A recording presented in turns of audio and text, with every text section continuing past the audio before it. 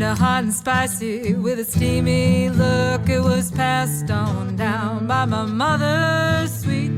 She told me, honey, this will be a real good treat, to turn a man's heart into a buttercream. Well, you cook a dish that makes him want jump and scream. So come into my kitchen, Come into my kitchen. come on down to my kitchen. Come on down to my kitchen. I said, come into my kitchen. Come into my kitchen. Come on down to my kitchen. Alright, so we're gonna make some Shu Mai dumplings today, and what we're gonna do is we're gonna actually use some mechanical devices to kind of help us do this. One of the things that you may have seen in a lot of videos and articles and things about dumpling fillings is that you typically want to mix your meats and the aromatics and all these other things, and then stir it with, say, a pair of chopsticks or a spoon or something, and then it always has these directions: stir in one direction, and do so for 60 seconds, 2 minutes, whatever.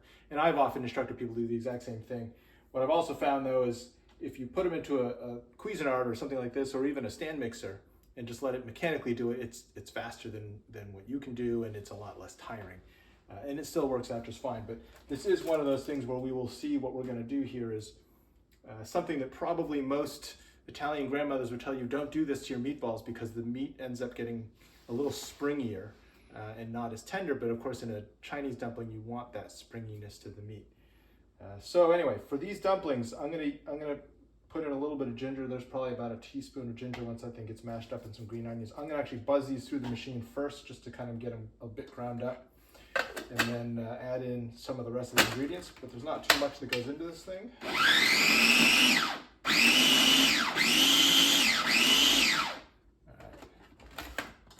There's that, and then I've got in here already some soy sauce, sesame oil, white pepper, and a little bit of sugar. Usually if I was making like a larger batch and we had about, say, 2/3 to 3/4 of a pound of pork and maybe a 1/4 pound, so about a 3-to-1 ratio of pork to shrimp, then you'd have probably 2 full teaspoons of soy, 2 teaspoons of the sesame oil, and then maybe just like a half a teaspoon of sugar, half a teaspoon of white pepper. So I've scaled this back a little bit because it's a smaller machine here. I have a feeling it's gonna scrape that out. But anyway, so we'll get those in there. We'll get those mixed into the meat, and then I'm just gonna kind of eyeball this and probably get in here. I'm gonna guess this is gonna be about, we'll get to about a half a pound probably. And then I'm gonna give this a little bit of a whirl, and then I'll add the shrimp last and give it some more time.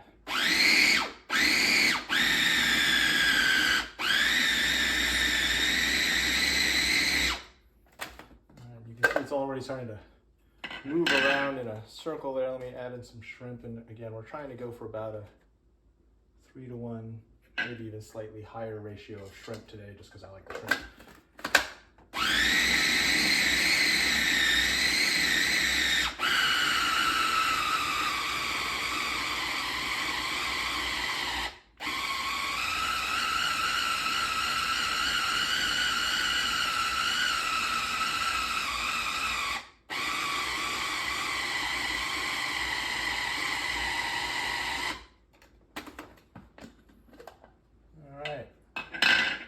Look at this. So you can see on this is very paste-like now. So it doesn't really look like ground meat anymore. It doesn't have that kind of texture. It's definitely paste-like, and that's what we wanted. And so we're going to use this just to go ahead and make the dumplings.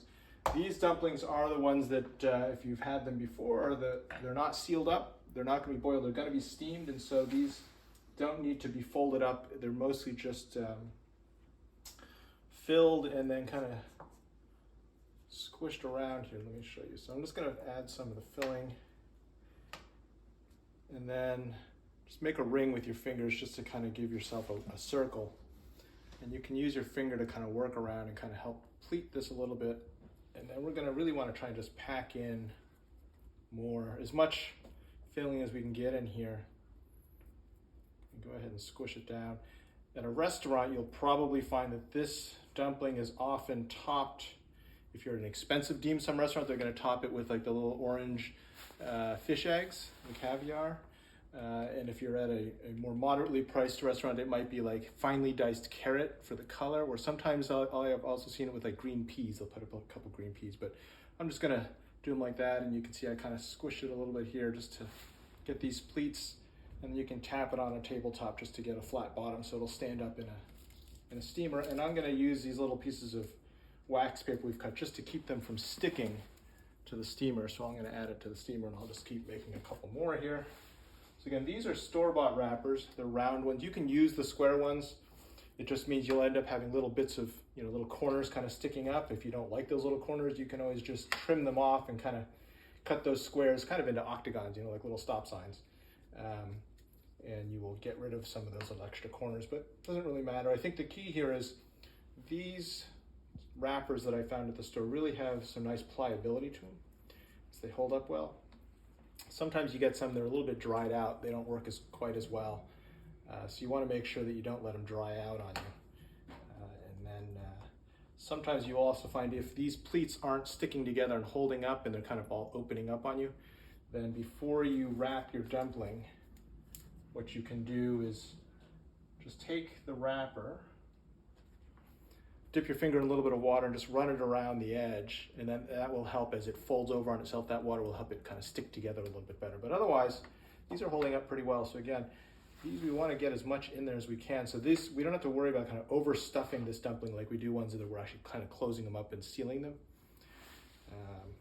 So that's the nice part about these.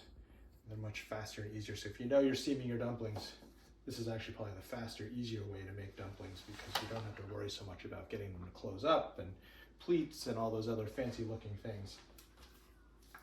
So there you go. So I'm going to go ahead and continue to make some of these so we have enough to eat for our lunch here. But that's the quick and easy way with the Cuisinart machine to make a simple dumpling. This is the Siu Mai dumpling. And again, if you want to make them fancier, you can dice up some carrots or something to top those up. Okay, so we have made our Siu Mai dumplings with shrimp and pork. And the way we cook these is we steam them. And what we'll do is we'll just put this, we've got some water, a couple inches of water in this wok. You want to have it at a boil. And then with this bamboo steamer, which I'll talk about in a little while, we'll just put that in and we will just cover that up. And we're gonna want this to steam for, between like 7 and 10 minutes or so. We want to make sure that that's well cooked. It'll steam pretty quickly because it's not solid chunks of meat. And we have that shrimp in there which cooks very quickly. So the steamer is one of the oldest ways of cooking with a wok. And you'll see I have a couple different kinds. This is the classic bamboo style. And these are actually held together with some bamboo fasteners. And also there are bamboo tacks or nails that the artisans that make these. So there's no metal in this. And bamboo versus metal. Metal certainly is more robust and it lasts for a long time. But bamboo is great because it's wood, so it insulates. So things steam a little bit faster in bamboo. And also, when the steam hits the sides of the bamboo, it doesn't drip, it doesn't condense. The bamboo actually absorbs the water and then it kind of drips down the sides so that your whatever you're steaming doesn't get dripped on. Whereas with the metal, that can happen. And the way they try to lessen that is they use a domed lid so that it tries to, when it hits the lid, the steam hits the lid, it drips down the side. What's nice about these steamers is they come in different sizes, and so this is the large. I think this is Probably about it's a 14 inch maybe, and then we have a 12-inch size, which is great. And now we've got these, this is, I think this is a 9-inch, and they come even smaller. So if you go to a dim sum restaurant, at least a traditional one, they'll have these. I think nowadays they usually are all metal because they take such a beating. I think in a restaurant, the bamboo ones are done after a couple weeks. They have to replace them. But these are still handmade. I think they're handmade in China. What's also great about these is that you can stack these. So there's 2 here, but I have another set of this downstairs in my storage area. And so if I wanted to, I would take the cover off, but then I would just stack this one, and then I'd stack another one on top of that. So you could have, 3 or 4 layers of food steaming. You can't go super high though, because by the time the steam, if it gets too high, the steam will have lost a lot of its heat, and so things won't cook quite as well. But you can steam for a lot of people with those. If you don't have either of these, or you don't have a metal steamer, so there's how the steam works there. Just put the water in the bottom and let her rip. You can also just use a steamer ring.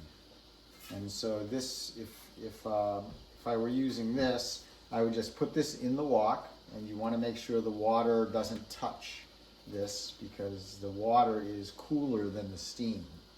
So you just maybe an inch or 2 below this ring, put whatever you're going to steam on this, and then just put a cover over the wok, and you can have a pretty simple steamer that way. So, dare we look in? I don't know. You're not supposed to let the steam out. That's true. We've been going for about 5 minutes. About 5 minutes. So we'll get another minute or 2. So what about? I've had a lot of folks ask me. I don't have a wok and a steamer, and so then they say, so I can't make dumplings? No, you can. So what are some other ways to kind of jury rig a steamer? So, when I want to steam, what I will sometimes do is I'll just have this fry pan, and I have a flat plate like this, and I will put in some water, and I'll just put this right on top of it, and then I will bring that to a boil, put whatever I want to steam right in there. This would be just for me, of course. And then you would just cover that up. Perfect. And with this, you don't want to fill it too much because you don't want that boiling over. But if I just cover the bottom of this, what I have found is that when the steam stops coming out, the water has evaporated. I turn it off, and it's done. It's done. Yep. It's done. And when I've done this with, I do this with frozen dumplings, and literally in like 5 minutes, it's ready to go. Yeah. Which is really good. So you could do that. I have a round plate as well that I will sometimes use. Right. And I think the other thing I've done sometimes is, this is what I would do, say, when I was in college and I didn't have all this stuff. I did have like a big spaghetti pot, right? And so it was big enough that I could fit a plate inside of it. And then I would just take some tin foil, ball it up, and make at least 3 balls, because that's what my geometry teacher said, right? 3 points makes a plane. Right. So you make 3 equal size, like golf ball size balls of tin foil. Then you can lay the plate on top of that so that there's space beneath the plate for the water. Yeah. And then just put the lid on top and let it steam that way. So that was another way to get it done without having to have, a specific steamer. Yeah. And if you're steaming dumplings on a plate, you might just put a really thin layer of oil on it just to help keep them from sticking to the plate. Yep. But and if you have a steamer and you don't have a wok, what you can do is fit them right inside of another. Yeah, you just have to have the right size. Yep. So if you have a pan, that's all right. You just want to be able to boil water right under it. Yeah. So it's kind of fun. And there are also inserts or rings you can buy. It's basically a kind of like that steamer tray you have over there, except it has a big wide open circle in the middle, but it's got a, maybe a 2-inch wide rim all the way around the circle, and so that a number of different size steamers could sit on top of it. You just lay that on top of a spaghetti pot or anything that can hold water. Yep. Um, So lots of ways to steam. yeah. And I've done this in my kitchen where sometimes I'm running out of space on top of the stove. I've actually set my bamboo steamer, it fits right on top of an Instant Pot. Oh. And then just put water in the Instant Pot and hit the saute button and let the steam. And in the meantime, I'm using the range to cook other food. Because when I'm cooking with a wok and then trying to steam in a wok, the two of them are so big it doesn't fit very well. Interesting. So that's good. All right, so we've been at this for about 7 minutes. I think these are probably. I think so, Steam too. because again, making sure that before you put anything on, your water's boiling. Right. And also these, because we made them just now, they weren't in the refrigerator or frozen, so they were already at room temperature. Won't you come into my kitchen? Come on down to my kitchen.